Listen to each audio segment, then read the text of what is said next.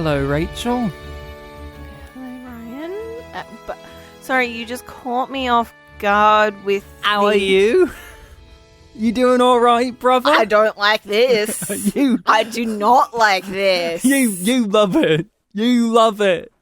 You fucking love it. You yum it. I fucking don't. You yum it. I fucking don't. You joined in, so you do. I fucking don't. So, I'm Ryan, that's Rachel. We are a married item, I guess, and we Married item? we're no longer freshly married, so No, we're now but just an item. You would typically say married couple. Well, we have our own individuality.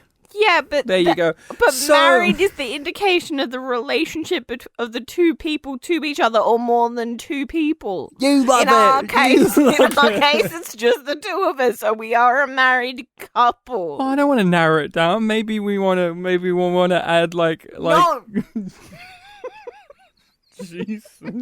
no bigamy allowed. Trans worms eating people, yes. No bigamy. I didn't say we had to marry someone else in. To see, does it still count as bigamy if one of you is like if two of them are married, but there's just another one there, but you're not trying to marry them, right? That's what bigamy is, right? Yeah, there's equal status. I'm If not there's saying that we not, commit then bigamy. We're the then it Bigamy would- podcast where we talk about bigamy and bigamy laws It would and how become, cool it is. I think if it's not a sister wife or sister husband, brother husband I don't know what you're situation, saying.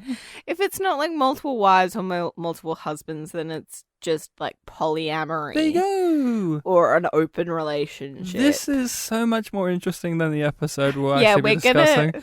So, There's going to be a lot of devolving conversations away from Discovery. So yeah, that's it. We're the YumYumPodcast because we have that yum yum, and yum yum is we in got reference. that yum yum. Cha. We, of course, that's a reference to Star Trek Discovery, which is the show that we are discussing. We are rewatching Star Trek Discovery and giving our thoughts on the episodes. And what season and what episode are we doing today, We're Ryan? up to season 3, and we are up to episode. Let's see if my memory can remember it. Episode 8. If memory serves. If memory serves, is it episode 8? Is it episode 8? Because it must be an even number one if I'm reading it. Yes, episode 8. If people have not seen Star Trek Discovery, spoilers, of course, because we are rewatching it and we are talking about how it all fits together and how it all feels. So there you go. You've been warned about that. And as always, we have so much to talk about. So consider this your requisite spoiler warning for the day. And this one is called The Sanctuary. The fun fact about this episode is it is the lowest rated episode of the entire show, coming in at a staggering 5.6 on IMDb. Really? Yeah. Only a 5.6. Only a It's- 5.6, which is actually surprisingly low for this show.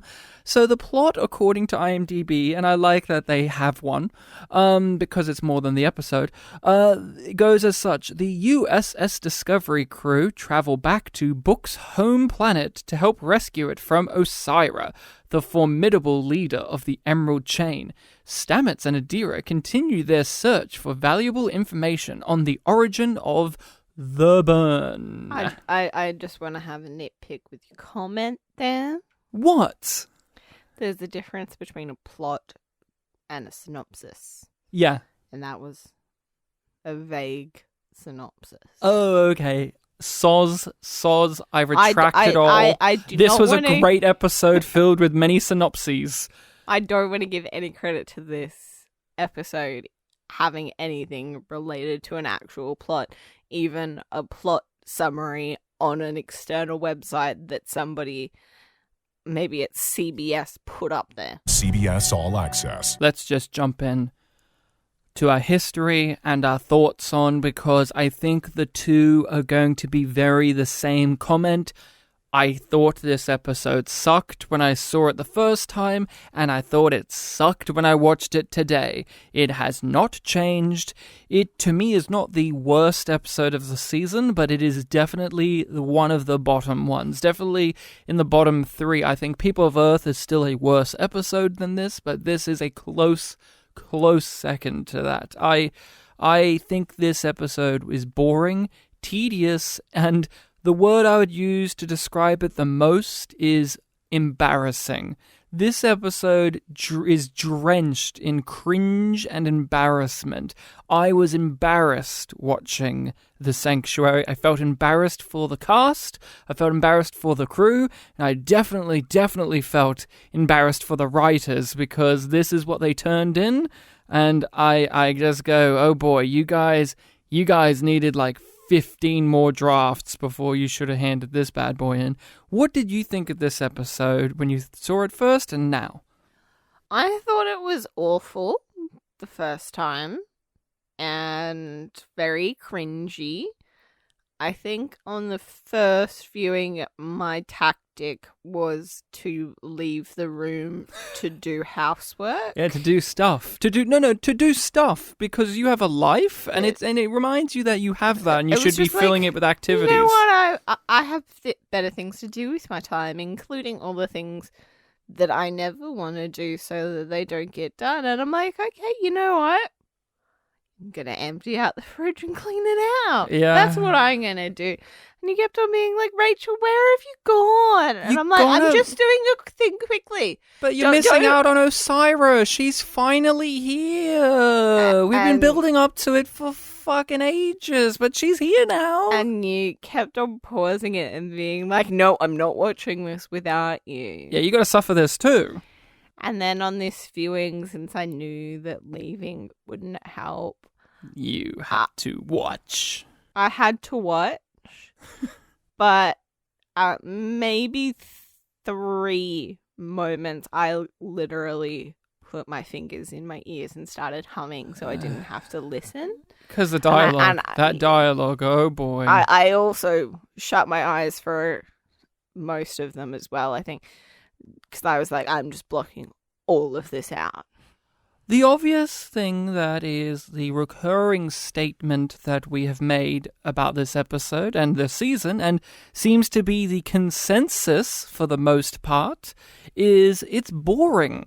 This episode is tedious as hell.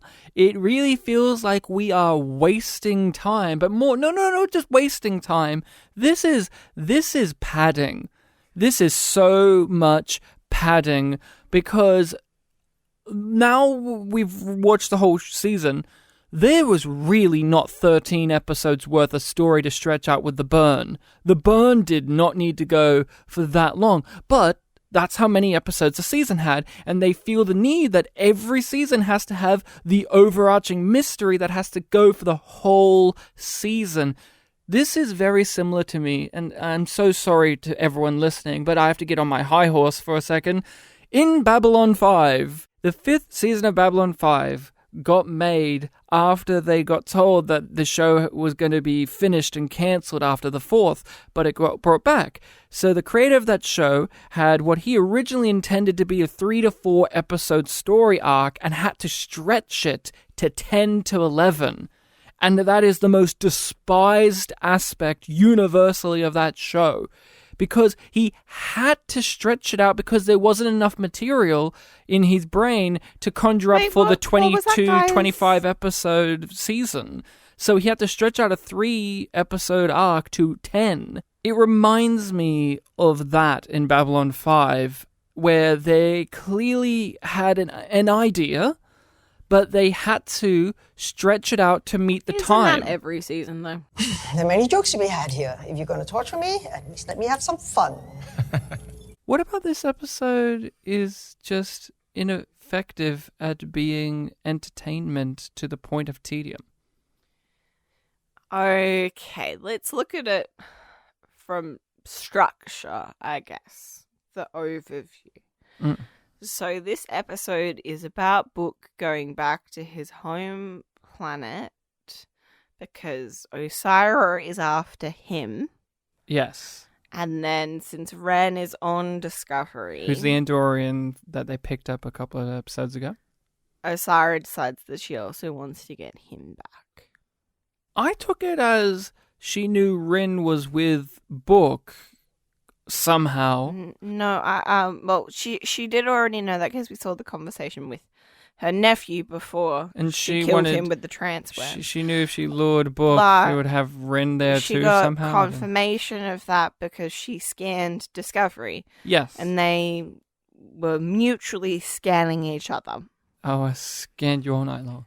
Scan me all night, all day. So again, the structure. Yes. So there are these stakes. Yeah. And I'm meant to care what happens to Book's home planet because Michael cares about Book. Yeah. But I don't care about Michael, so I don't care about Book, so I don't care about Book's home planet. Another thing that makes you not care about Book's home planet is, and I really do mean this, my biggest surprise rewatching season 3 is how little is actually shown.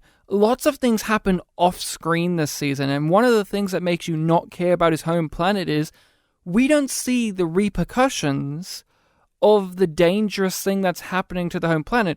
We don't see any form of destruction from the locusts. We're just told. We are told that they're beginning to destroy harvests. We don't even see that.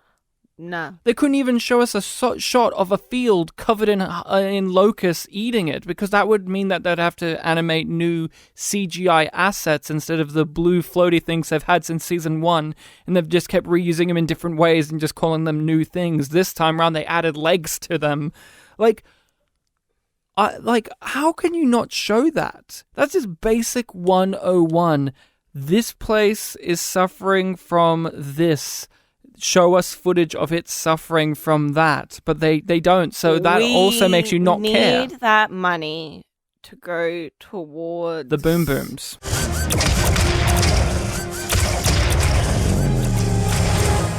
No, not even the boom booms. There are boom booms. There are boom booms. Yes, there's a tremendous amount of time and effort and frankly love put into all the CG work on the show. That is not where we start.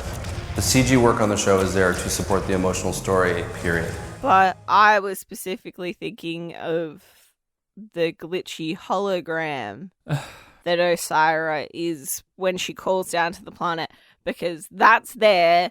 To remind us she's a hologram. Yeah, but also because of their defense field and bouncing around, right?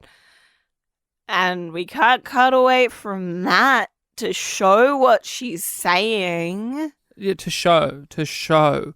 Yeah, like what you said is, this really hinges on you caring about Michael and Book's relationship, and them as characters. And them as individual characters, to really care about his family and his character drama. But we've only just seen them form a relationship. We've already had an issue with the fact that they weren't in one from the beginning, which seems like a really odd choice, because that could buy us some leeway, right?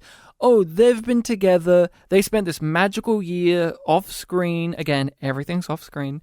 And by the time we come back and meet her a year later, she's in a relationship with this sexy guy, right?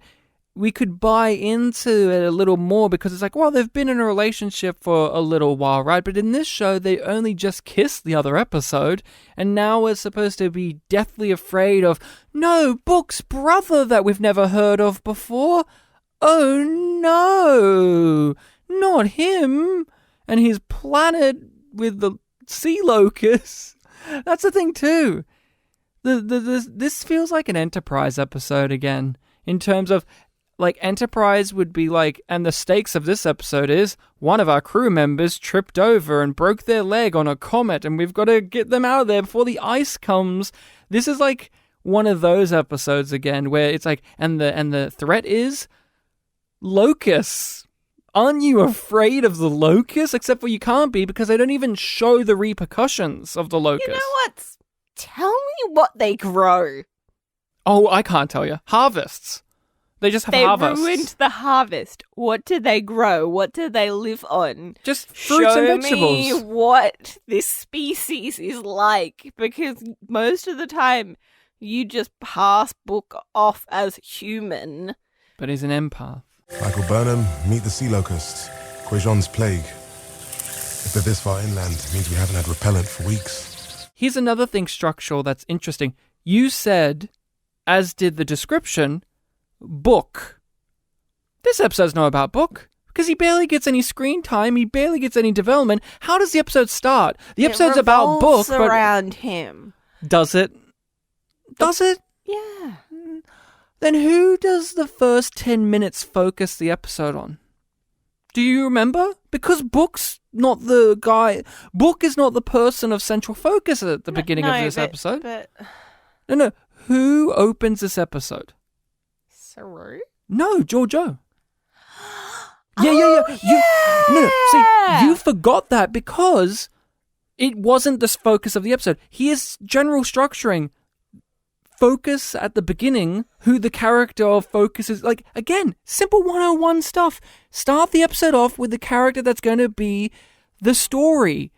Book walks in after all this Giorgio stuff, so you think, oh, this is going to be a Giorgio episode, and then it's suddenly a Book episode, and you're like, okay, I guess it's about Book, but they keep cutting away from Book so much, and since you already had subconsciously planted in your brain, well, Book isn't the focus, because if he was, they would have started off with him as the focus, correct? So you cut back to Giorgio, you cut back to Detmer, you cut back to Tilly, you cut back to Paul and Adira, and then you go back down to the planet. So we have 5? We have like 15 plots. 5. So, Saru trying to figure out his catchphrase. I guess you could call that a plot. Or thread. Well, and we could possibly split Adira's stuff into 2 of the pronouns. And the data. The data. You got Paul and Giorgio with the medical drama.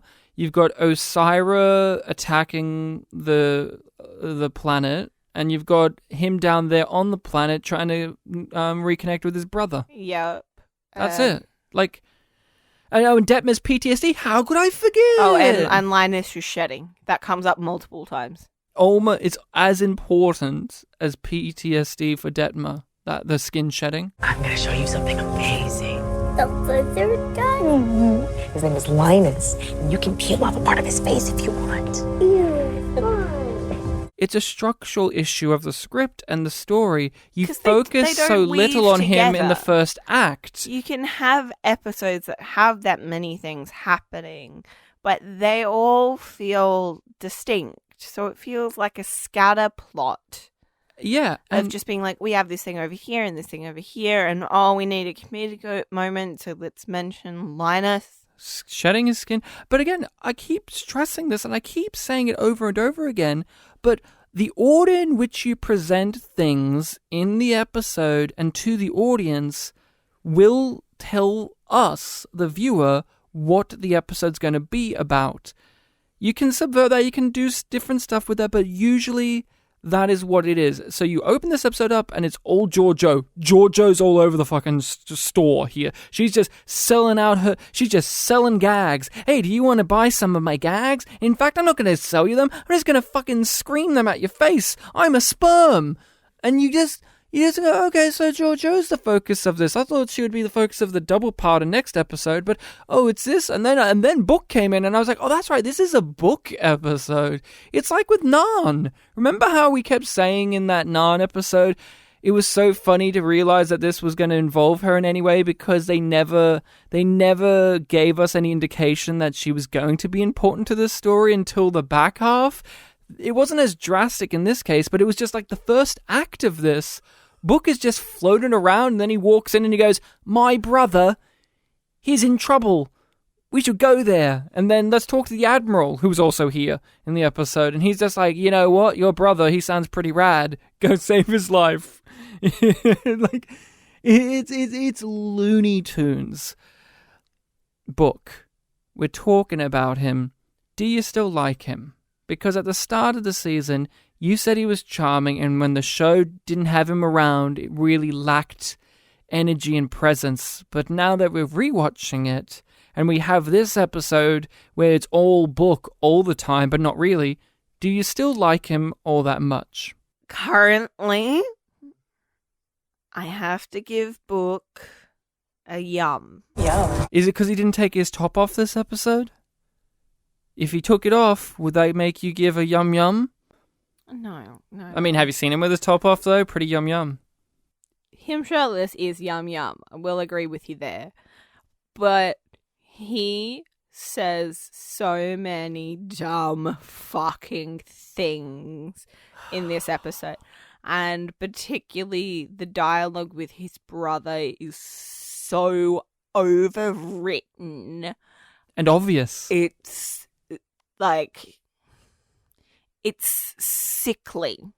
Oh, it's sickly. And also the screen that we're looking at is sickly to look at because it's piss yellow for some fucking reason. Yeah.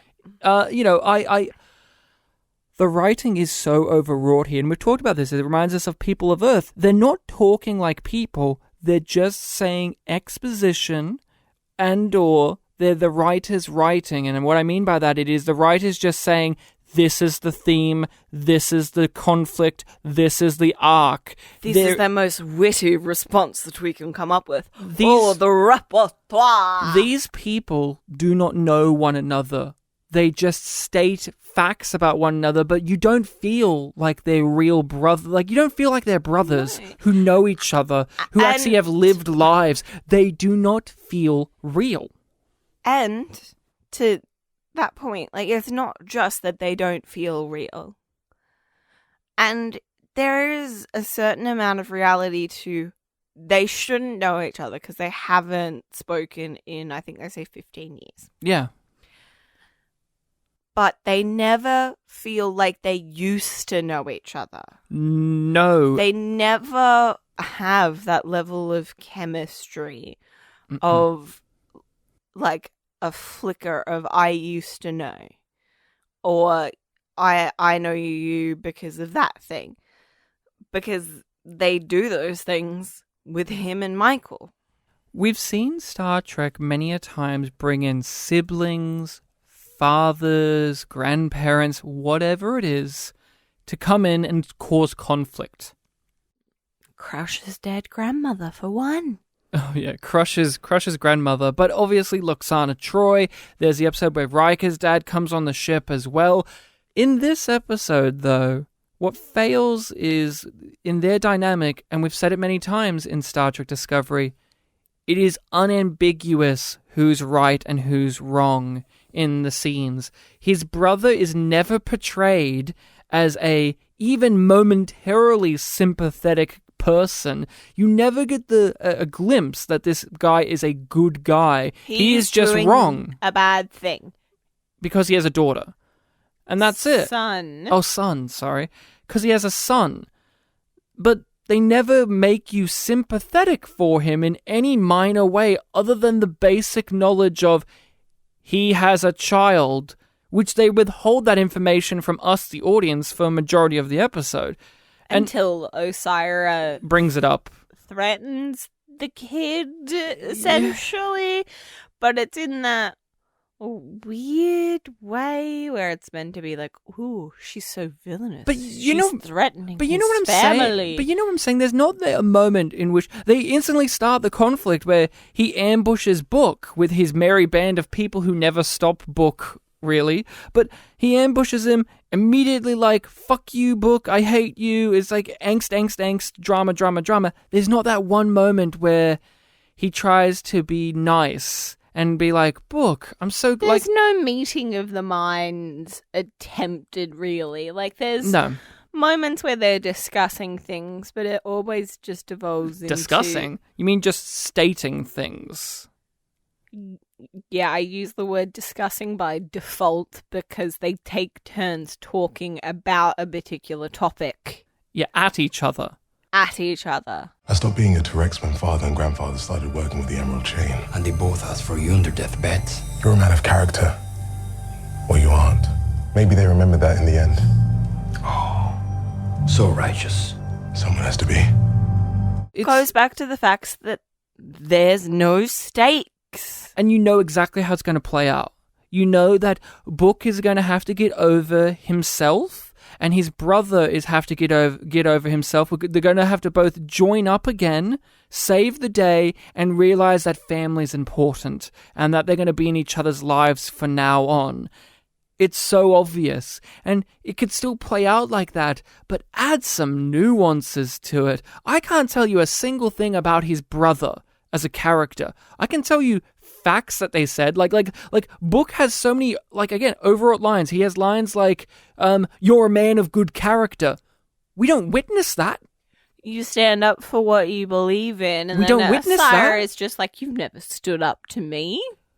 They just state it. Show us it. I do not like the episode with Riker's dad, but I could tell you about who Riker's dad was because of actions his dad did in that episode, not just things they said about him. That's an episode I don't like, but I at least know who that man is. After all these years, I don't even know what his brother's name is. Could not tell you his name. Just watch the episode. Damned if I'll know. Yeah, really think about it. You don't know his name. I know that Book's name is Trex, which is T-Rex. So have fun with that in your brain. He's a dinosaur now. With little arms. But he stopped being a dinosaur. He stopped being a dinosaur to become a bookie. Far out. This is just so fuck, this episode stinks. Can we just go to the Q-Dot then? No. Damn it, Ryan, why must you make me suffer? Because you must. We are shitting on this episode royally, but is there anything good in it? Was there something you liked? Was there something that you thought was genuinely well done? Anything? No. You sound unsure. Because I don't feel definitively that there is nothing that I can give genuine praise to. If I thought about it, there may be something that I'm like, oh, you know what, like that wasn't as bad as the rest of it, but it still wouldn't be a genuine good thing. Can you think of anything genuinely good about this episode? Not a thing. Okay. But here's the dilemma. I don't hate this episode, yet it has no redeeming factors. It has done nothing well. Everything is terribly done, underbaked, overcooked sometimes, like we said with the writing, it's overwrought, but there's just so little to it. But I don't walk away going, this fucking episode, I hate it, like People of Earth. People of Earth insulted my intelligence, but this is again the You ready for my analogy for this episode then? It's like the Winter Olympics. It's like a slip and slide. No. Cheetos. It's always a different one. Right? Okay. Gotta go with a different one. This time, it's a cake. And they've put too much batter in the pan. So it's burnt on the edges. And still liquid in the middle. Yeah, I can look at it and go, that's meant to be a cake. But in its state, it is not an edible cake. But people still eat it because it's cake. Yes. Cake is eternal. Cake is eternal. This episode is an example of the lower budget this season. What? Obviously, because it takes place in the forest for most of it, and when they do go to a location on the planet, it is just some guy's house with a chandelier on it, which was really funny. We never get to see a village. We never get to understand that there's more than just some guy's house here. The budget again... No harvest to be seen. No harvest to be seen. Nope. The budget definitely shows itself here by that, but also by what I'm going to say this is a budgetary thing as well as just laziness. Mm-hmm. Paul and Adira are in this episode doing stuff, apparently. And when we meet them immediately, they're like, oh yeah, we did this test thing that would have been its own episode off screen again. And we figured out where about that. Yeah, no, you're supposed to. And we figured out where the burn is coming from.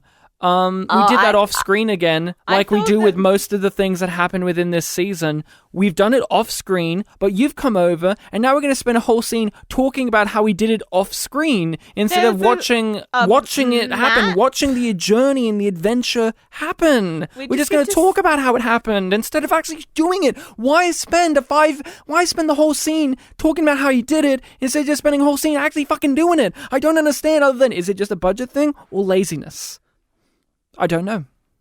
They have enough budget to make that massive, like, holographic version of the nebula. Yeah, they spend their budget weirdly. You know, one of the interesting things here is they answer the most important question of all. What? Where's that creepy music coming from? Oh. The song that everybody knows, we all care. I actually had a good chuckle when Tilly said, "Hey, I know that song. It's familiar." And then Stamets snaps his head round and says, "It's from these events," which neither of those characters were involved in. No. Tilly has never heard this music before. No. But Tilly's like, "I know this music." It's like, no, you don't. Not in the context of the show. I get the cutaway footage. Oh, yeah, of the other characters that were in those episodes experiencing that. Yeah. And people could go, just to remind us because we're dumb, but because the mystery is so little, what is there to remember? But you know what's interesting? People would say right now, Ryan, obviously Tilly was told about the music, or Tilly heard the music herself over the radio waves of the whatever, when on the communicators when they were on the seed ship. Those weren't in those. That was never shown in the episodes. Never shown. Again, not showing and not telling. You know, they don't know how to do that. They just tell. But did you find this at all? Like, why is this here? Why is this mystery thing here? The only reason that I can kind of think it would be a reason why is that without it, they wouldn't have a secondary mystery that points in the direction of the location. But they spent so little time on this secondary mystery, then why is it even here? You're right, though, in terms of they also needed it to bolster up the burn, because there's actually not a lot of stuff to build it up. Because they don't show us the cause, like they don't show us the major effects of it in the way that you would think.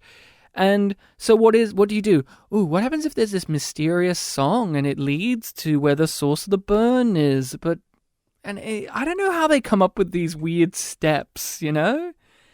And do you remember what the song is? It's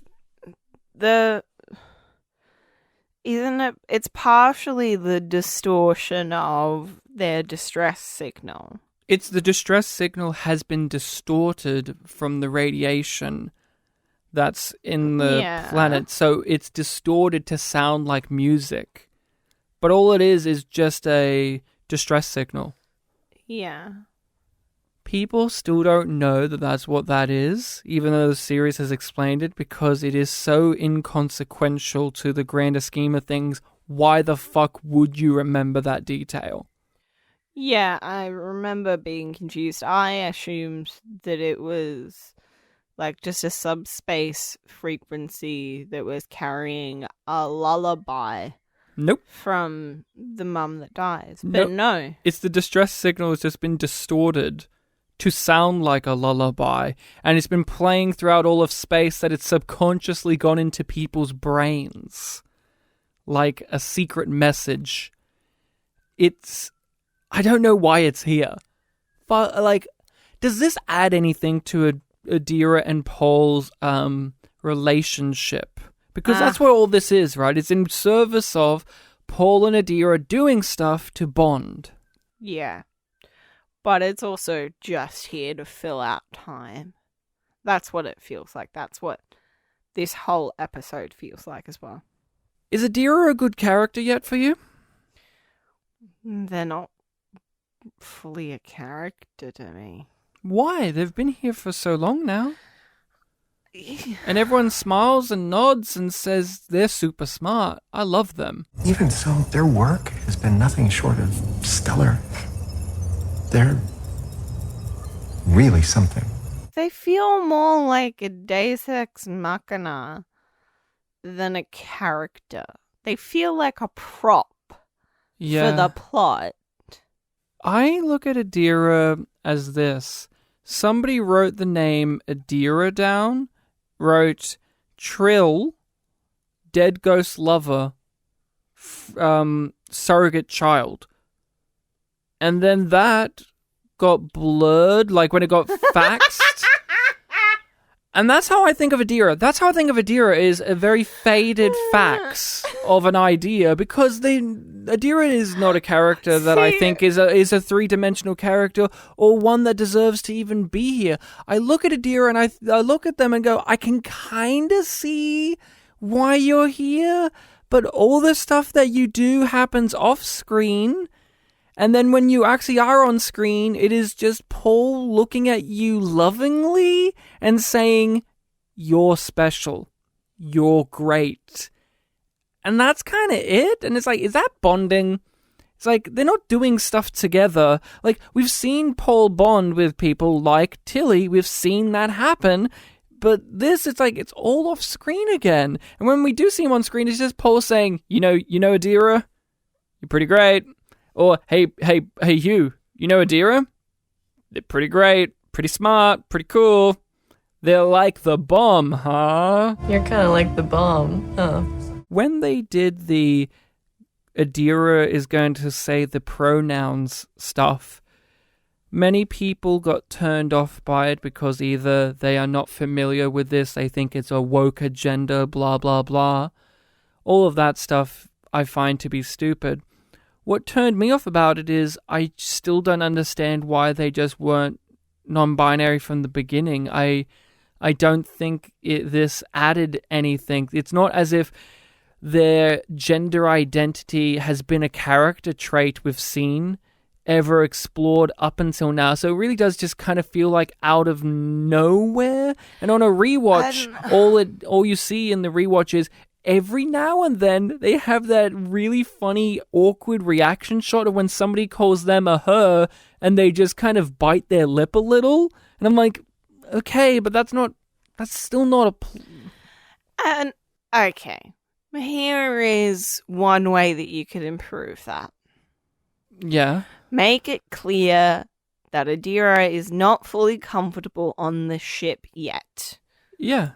That they're not sure how trustworthy or accepting the characters are of difference and of, like, gender-related stuff. So that there's a reason that they haven't corrected people in their pronouns yet. Or the simplest thing too, don't make it that Adira... Just have it from the start?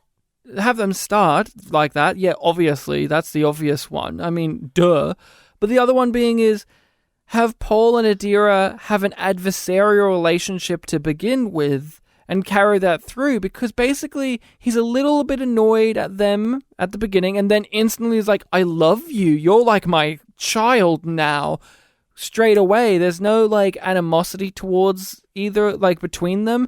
So you could say, like, if there was an adversarial nature between them, you could see why Adira would feel uncomfortable coming out about their gender. But again, it feels so awkward. And why? Here's a question: what does it matter in this episode? Them coming out as non-binary. What does it tie to thematically? There is no answer. That's why I wasn't answering you. There's no answer. It's a scene that's here to fill out the time. And it doesn't necessarily have to have a thematic link if it felt like it had character importance. Yeah, but it doesn't have that, and it doesn't have a thematic link. Like, again, why is it in this episode? Why wasn't it in last episode? And why is it not in the one after this? Why wasn't it in episode fucking 1? Make it from the start. If it's not a big deal and it doesn't need to be important to the plot of an episode, just have them be non-binary, open from the start. I've never felt like a she or a her, so I would prefer they or them from now on. Osira. She's the villain of the season, apparently.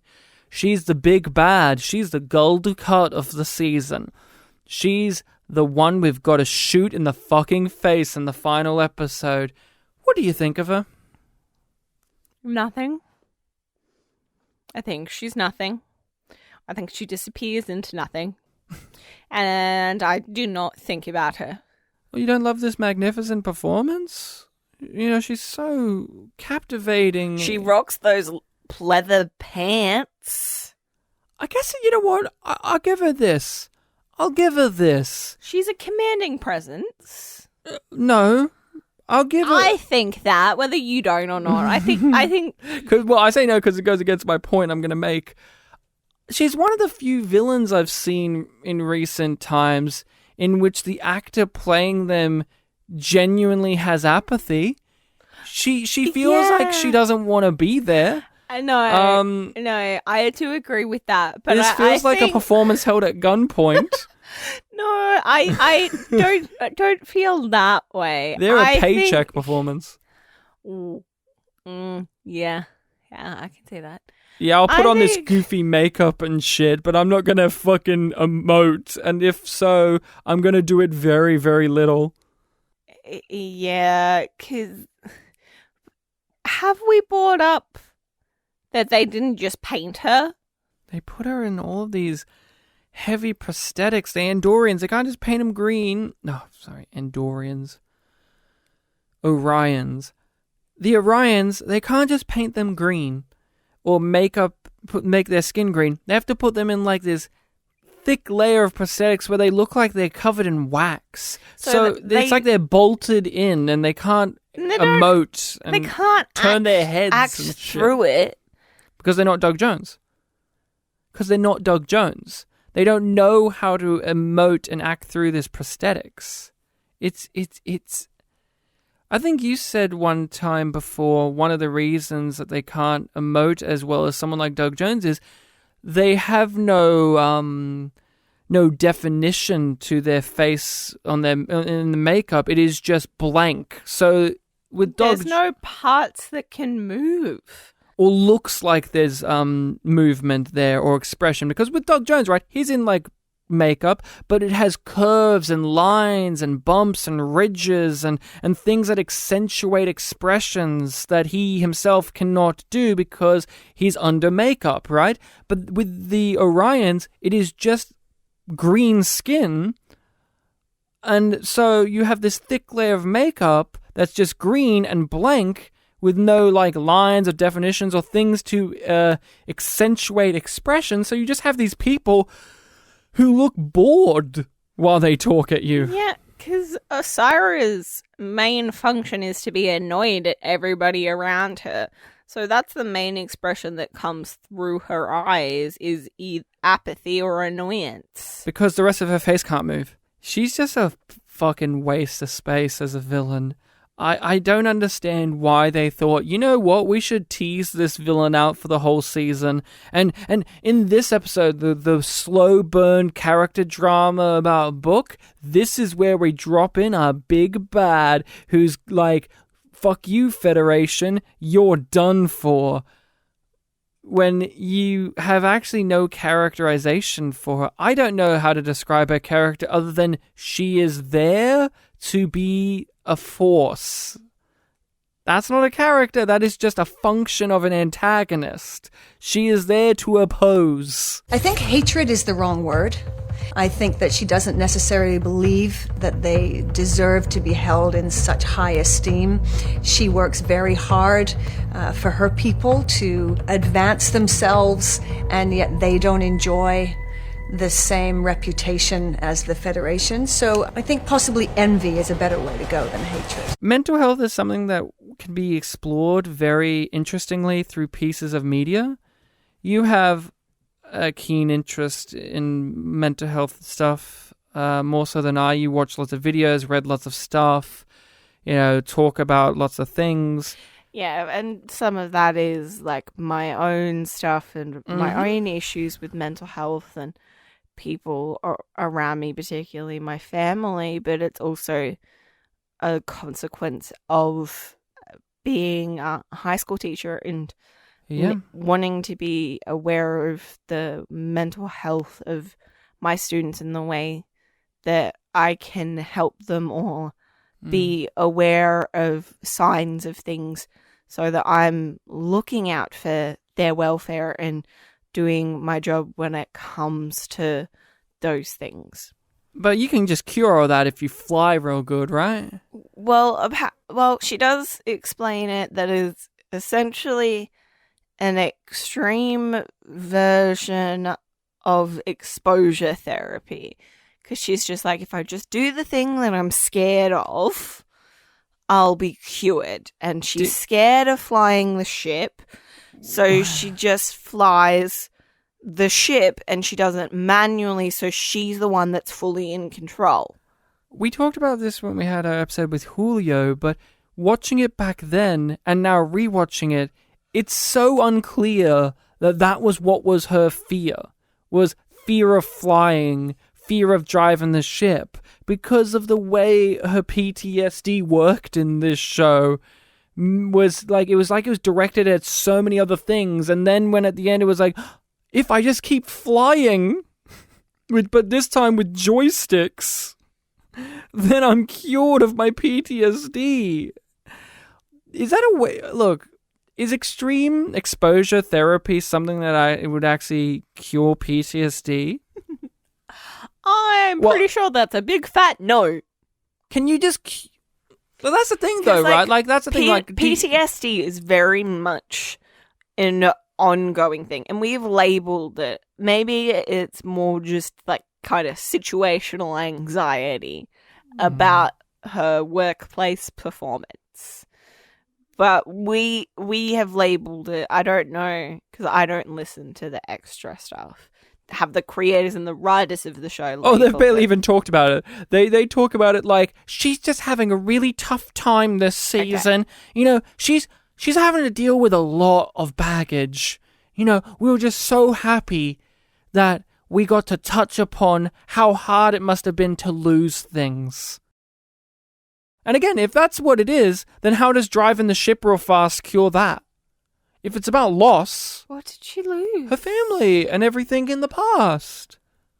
But we don't know anything. Exactly. Like, but Rachel, she lost things during the Battle of the Binary Stars. We talked about this with Julio. But what does flying the ship real fast do in conjunction with that? Nothing. No, but now... Jack shit. But now it's her cause... Fuck all. But now the cause of her problems is actually her insecurities about flying the ship real good.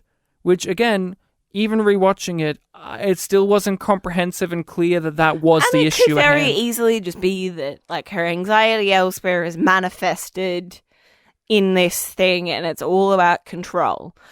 But that is not what the text I was going to says. say, you use the word could a lot. And that's the thing. You could go could be all the time with how Discovery writes plots like this, because they don't spend the time on it and they don't actually have anything nuanced or deep to say about it, other than they just want you to have those dramatic shots of her looking angry and Owo saying, hey, you're good.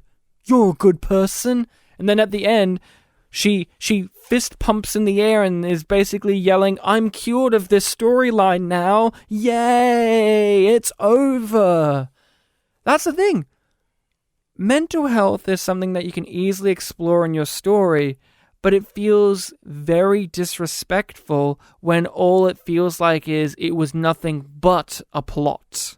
It just feels disrespectful to, the issue of mental health, because obviously they're walking in wanting to say in their press junkets, we're tackling heavy issues this season, like PTSD, mental health problems, all that. And that makes you think, oh, okay, there's going to be something heavy. There's going to be something said here. But when it just ends... I don't think that about Discovery anymore. No, I know you don't. I don't either. I do not trust them to deal with anything with actual reverence. No, I don't either. But... I don't think that they value anything. They don't even value the ideals of the Federation, which they keep on signposting and lampshading all about the place, but they don't actually do anything with them. They don't actually grapple with the deep hurt that it would cause members of Starfleet and the Federation to have to say that, like, Osira is doing all of these prime directive violations. And genocides. But Admiral Vance says it kind of like offhand and flippantly, like, you know, this is a deep wound for the Federation, but I'm going to kind of make a joke about it being a sport or whatever the fuck he says. But it's just frustrating because they have the opportunity to do these really interesting things and to give really meaningful representation to not only people who have, like, a non-cis, like Adira is. Yeah. Or have experienced trauma. Like, everybody on the crew has experienced a significant trauma. Like Hugh? Like Detmer? Hugh. Like Detmer. Tilly gets that one scene where she's looking at badges and she's like, my mum's dead. But that doesn't affect her moving on. There isn't, like, a support group. There isn't a counselor actively working.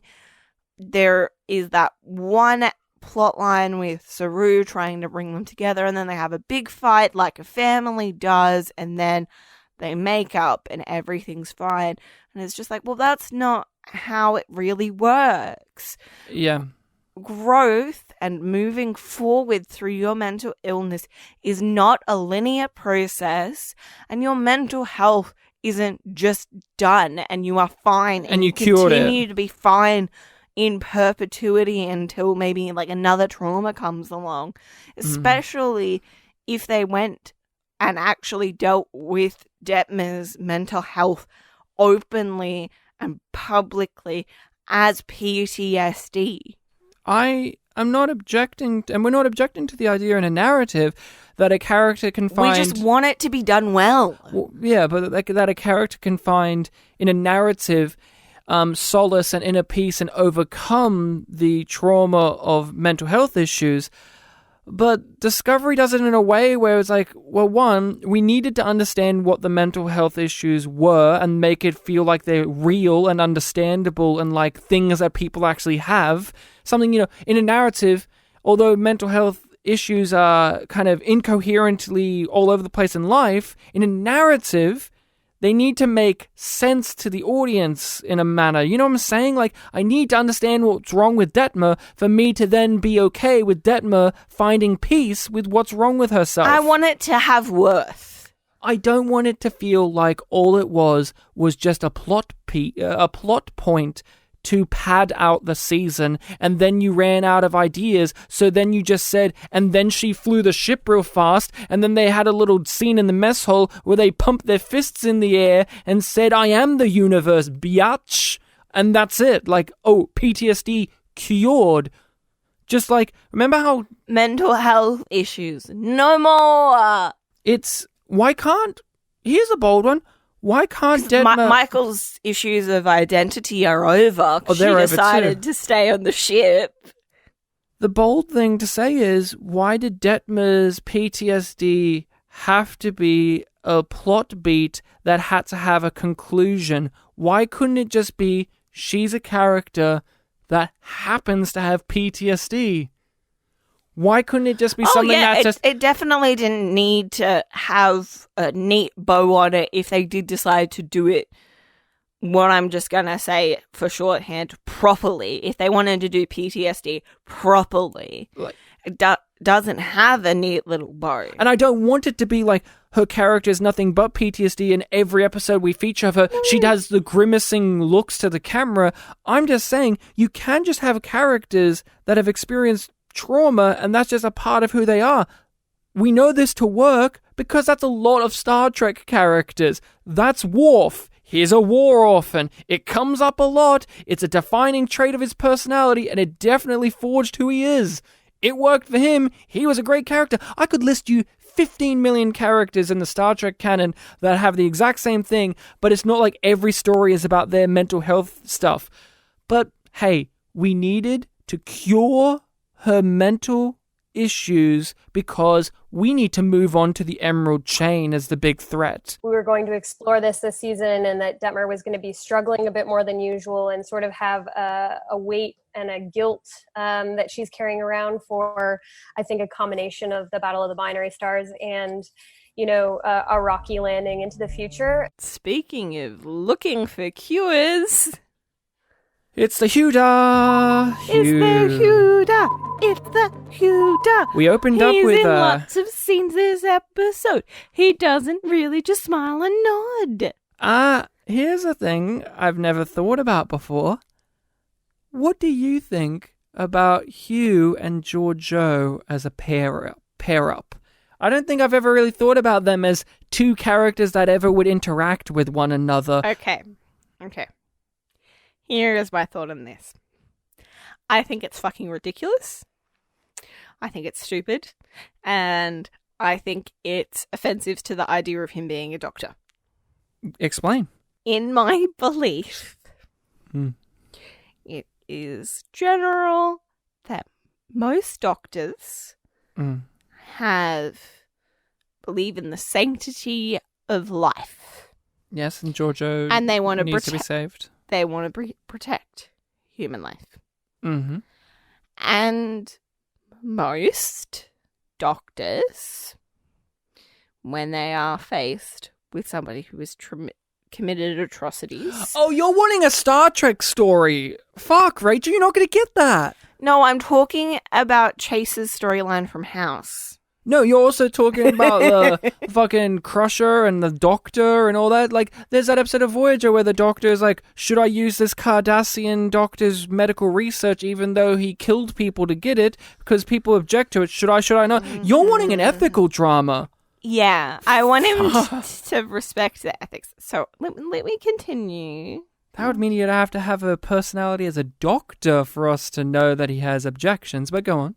So... most doctors believe in the sanctity of life and protecting life, and they deal with people who don't feel that way, and they tend to respond to that person with animosity because it's usually a fundamental belief that they hold, and it's one that led them to becoming doctors or nurses or physicians or healers or whatever. Yeah. Right?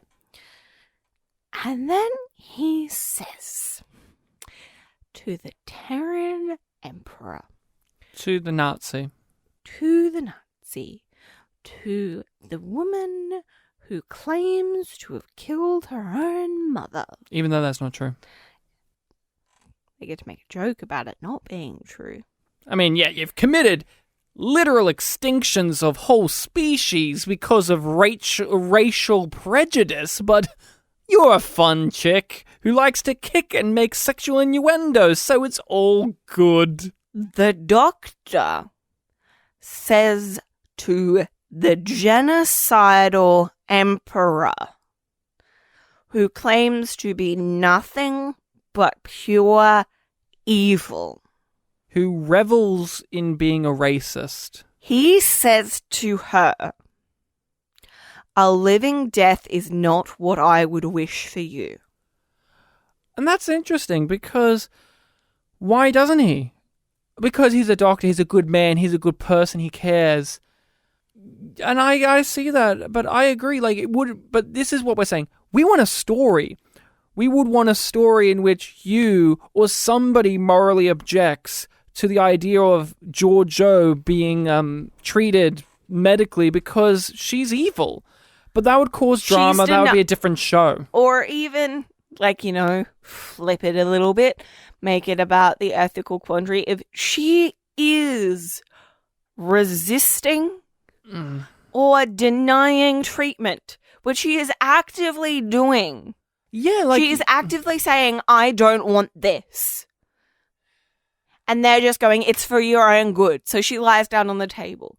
It's like, that's not informed medical consent, which they also should be doing as physicians. Well, it's the future now, so maybe medicines and consent is different to our modern day perspective on things. Consent is still consent. Yeah, but she's just because she's being a fucking bitch doesn't mean that you get to ignore what she's saying. But that's the thing. That could be a storyline in an episode where you have the same one with, literally, it's called Ethics in TNG, in which Crusher has her medical ethics about Worf going through a injury that in his ethics, he wants to kill himself rather than be paralyzed. Another doctor thinks that she has the right medical ethics. See, it's about ethics. But what you want, we don't have the time for that. We do not have the time to talk about the metaphysics or the ethics or any of that. What we do have the time for is for Giorgio to make jokes. And for a throwaway line for Hugh to say about how he feels about having children. And that he has cold hands. I brought up that we've not seen these two interact that often, if ever. And I bring it up because they are terrible in this scene, acting-wise, and I put it down to direction, because in this first big scene, Hugh is sitting down in this giant chair, and he's just so rigidly stiff, and his head is just kind of tilting around, watching her walk around the room, and he's just saying these lines so stiffly and so robotically against her, who, for the majority of the scene, is having her lines done in ADR because they evidently weren't good enough that day, so that to get her to come back in and dub over them. So I'm watching this scene, and I'm watching these two actors who I haven't seen act against each other that often, if ever, and I'm thinking to myself, oh, please never have them act against each other ever again, because it is oil and water. They just do not go together at all. Yeah, Hugh says, if I had the time, I would have a kid. That threw me for a fucking loop.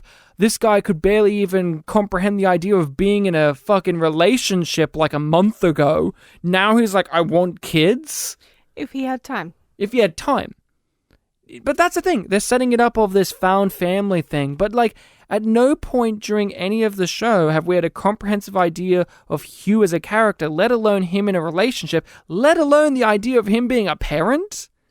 I could not tell you, if I watched season 1, in which that was, okay, if we did this show, and this season had aired, and we were doing season 1, I would have been looking wholeheartedly to see if them, when they're in their healthiest form of their relationship, if they were a couple that wanted kids. Because wanting kids is not the default. No. It is not automatically. Not everybody wants children. Not everybody can have children. Yeah. It is a choice that people get to make. Neither of them seem like people to me that were ever interested in Stamets parenthood. is clearly more interested in his research. Until Adira comes along. And then Hugh just happens to say in this episode, oh, I'm also interested in children in my life, because there's no way for them to communicate ever that Hugh has any interest other than just to say it out loud randomly. And it really does throw you for a loop. You're like, oh, I guess this is a fact I'm learning now. If I had time, I'd poison your children. If I had time, I'd have children. Now, do you want my help or not? What would you give this episode? A yum or a yum yum? Yum. Yum. I give this episode a yum. Yum. It's just boring and terrible and bland and just... I still don't think it's even one of the worst episodes of the entire show. I still think Wolf Inside is worse than this. I still think Light and Shadows is worse than this. But this is a thankless episode. This is just joyless, pathetic, embarrassing, cringy. I've already forgotten about most of it. So, do you want to hear about the next episode we will be discussing? Suffering. No. this could be really good. This could be the savior. We are going to be discussing, for the next episode, the first part of a double-parter, Terra Firma Part 1, which is episode 9 of Season 3. So the plot synopsis of Terra Firma Part 1, according to IMDb, is as such. The USS Discovery crew journey to a mysterious planet in hopes of finding a cure for Giorgio's deteriorating condition. Stamets and Adira make a stunning breakthrough with newly acquired burn data. CBS All Access. CBS All Access. Rachel, where can the people find us online? What social medias are we on where they can interact and follow us? Well, if they check out that description, they will see those links to Facebook, Instagram, Reddit, and our Patreon. Don't forget Twitter. Most of those can be found by searching YumYumPod. Or YumYumPodcast. Mm-hmm. We have a Patreon in which we talk about other things. We talk about the movies. We talk about other episodes of Star Trek from all the other series. We also give our thoughts on other things, whether they be video games, mainly TV shows. So check out our Patreon, YumYumPodcast on Patreon. All of this is in the description, and we have our email address, yumyumpod@gmail.com, that you can email us at and let us know your opinions, thoughts, questions, queries, and concerns. Rachel, what should people also do? What? Oh, I thought you were going to say that it should give us a yum yum. Oh, yeah, it would be great if you could give us a yum yum, which, is obviously 5 stars or 10 stars on or whatever podcatcher allows. Yeah, just write yum yum over and over and over again, and we'll know that you like our show very much. Well, that's it, Rach. We're going to have to finish this episode off by referencing that Grudge is fat, and Grudge is a cat. And that is a fact.